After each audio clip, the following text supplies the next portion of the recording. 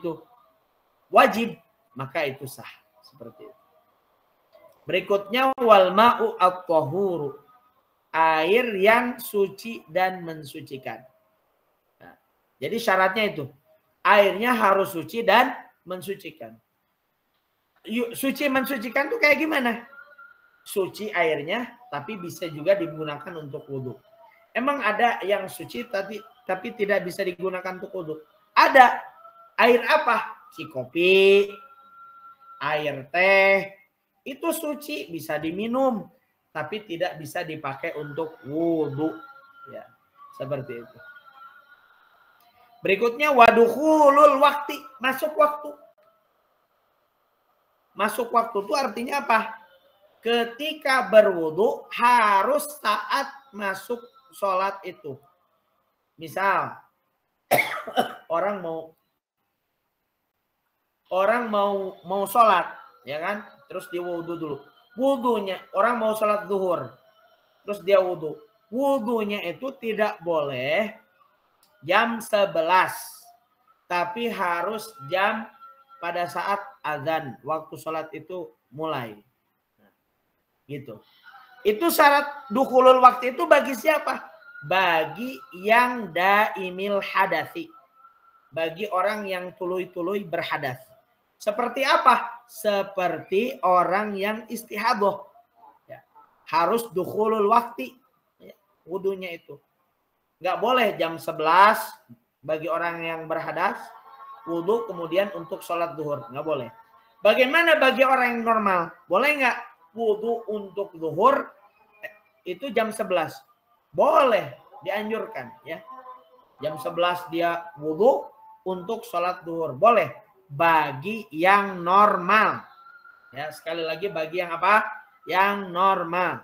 Tapi bagi orang yang daimil hadas, tuluy-tuluyan berhadas, seperti orang yang kentut-kentut baik, yang keluar darah wae atau istihadah, kemudian yang apalagi kencing-kencing baik, maka itu daimul hadas, ya. Maka ya wudunya itu pas masuk waktu sholat. Ya, itu yang pertama. Yang kedua, ya, yang ke-10, wal mualatu, ya, lidah imil hadas. Yang ke-10 adalah tuluy-tuluy. Artinya orang yang daimil hadas, selalu berhadas, seperti tadi istihadah, kentut terus, buang air terus, ya kan? Maka dia harus saat itu juga selesai wudunya. Bagi orang yang normal, bukan daimul hadas, mualah itu sunnah. Artinya, seseorang boleh, misalkan dia wudu nih, di rumah, terus kehabisan air, terus datang ke RQ, ngelanjutin wudunya. Boleh nggak? Boleh. Sebab mualah bagi orang yang normal itu sunnah. Bagi orang yang daimil hadas itu wajib, gitu ya. Alias harus saat itu juga selesai. Bagi orang yang normal, wudunya boleh jam 10 untuk sholat zuhur. Bagi orang yang daimil hadas, ya, wudunya itu harus masuk waktu sholat. Wallahu a'lam. Ya, ada pertanyaan silakan. Pertanyaan? Pak Ustadz, Ustadz tadi yang ke-10 teh orang yang selalu apa? Wa mu'alatu lidah hadas. Mualatu. Berhadas. Mualah itu artinya tuluy, Ibu. Tuluy itu artinya harus selesai saat itu wudunya. Bagi siapa? Bagi yang berhadas. Daimil hadas itu orang yang berhadas, selalu berhadas, seperti orang yang istihadah, kemudian orang yang kentut terus, orang yang kencing terus. Makanya dalam niat wudunya pun bedanya. Gimana niatnya? Ingat, Bu? Nawaitu wudu'a listibat hadis sholati fardulillah. Listibat hadis sholat. Gitu. Ustadz punten nomor 7 kalangkung tadi teh sinyalnya kirang saya. Yang mana, Bu? Oh, nomor 7. Nomor 7. Islam tamyiz. Neka. Yang mana? Oh, wa alla ya'taqida eta. Ya. Wa alla ya'taqida, tidak meyakini fardon min furudihi, kefarduan dari fardunya wudu, sunnatan sebagai sunnah.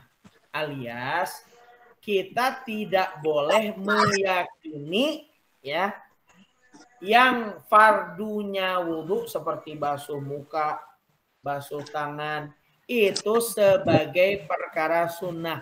Sebab kalau meyakini sebagai perkara sunnah otomatis tidak sah. Gitu. Silakan pertanyaan lagi. Oh, Ustadz, waktu kemarin kan abdi teh waktu fardu wudu yang kemarin niat nawaitu wudu alistibahati salati itu nggak masuk, jadi cuma dengar sedikit. Jadi kalau yang punya hadas gitu doanya itu ya. Niatnya seperti itu. Yang daimil hadas itu niatnya listibahati salati. Kenapa nggak lirofil hadasil asgori? Sebab kalau nggak bisa orang yang daimil hadas, orang yang istihadoh diangkat apa lirofil hadas, mengangkat hadas nggak bisa. Sebab masih ada najis kan ya. Makanya listibahati salati bahasa. Tapi gitu. Kalau yang biasa mah doanya yang biasa aja gitu Ustadz. Boleh juga. Boleh kalau listibahati sholat itu bagi orang yang normal bisa, bagi orang yang selalu berhadas pun bisa. Gitu. Oh, iya. Jadi umum ya Pak Ustadz. Ustadz. Ya. Ustadz. Lagi? Ya. Bentar Ustadz.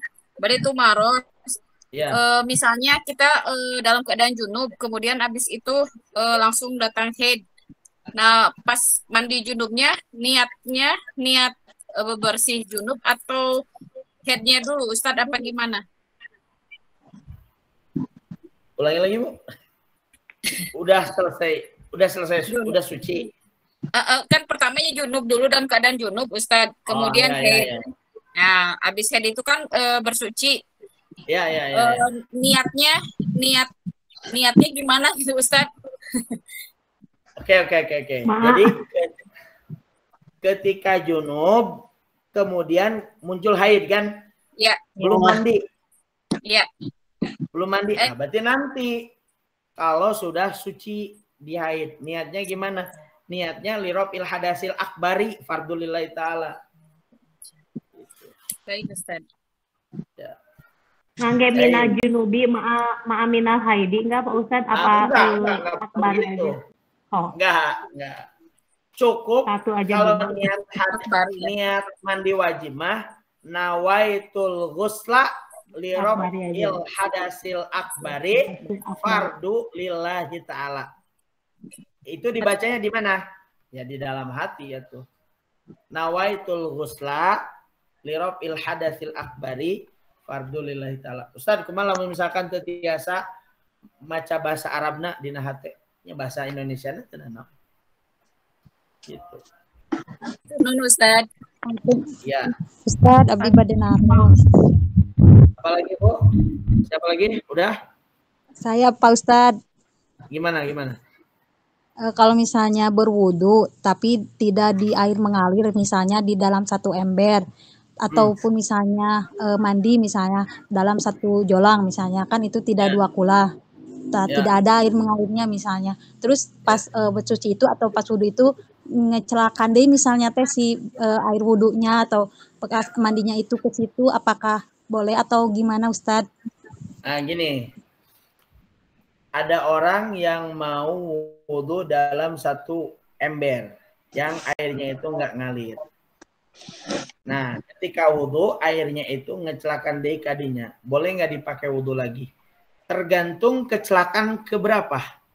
Misalnya wudu yang air itu tidak boleh digunakan lagi ketika basuhan pertama.